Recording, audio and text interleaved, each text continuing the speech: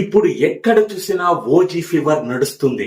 ఇక పవన్ కళ్యాణ్ ఫ్యాన్స్ ఎన్నాళ్ళగానో ఎదురు చూస్తున్న ఎదురు చూపులకి బ్రేక్ పడింది ఇప్పుడు. పవన్ కళ్యాణ్ మూవీ చూసిన ప్రతి ఒక్కరూ ఒక్కొక్క సీన్ ఒక్కొక్క కోటి రూపాయలతో సమానం అని చెబుతున్నారు. పవన్ కళ్యాణ్ ఫ్యాన్స్ మాత్రం ఇది ఫుల్ మీల్స్ అని చెప్పవచ్చు. ఇక ఓజీ మూవీలో పవన్ కళ్యాణ్ యాక్షన్ కి హ్యాట్స్ ఆఫ్ అని చెప్పాలి. ఎందుకంటే పవన్ కళ్యాణ్ ఒక్కొక్క యాక్షన్ తను 100% ప్రాణం పెట్టి చేశాడు.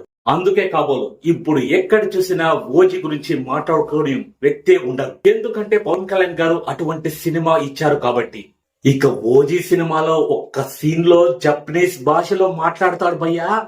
ఏముంది తెలుసునా సీన్, ఆ ఒక్క సీన్ చాలు ఈ ఓజీ సినిమా హిట్ అవ్వడానికి.